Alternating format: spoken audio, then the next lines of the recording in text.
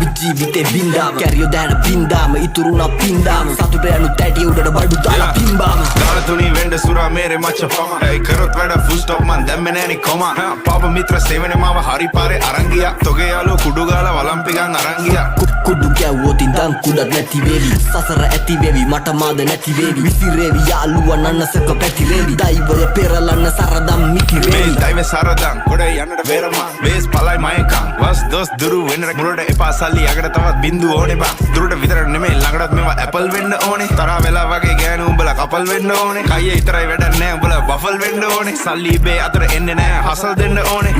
මුනුන්ට කියලා දීලා පුකක් දෙන්න ඕනේ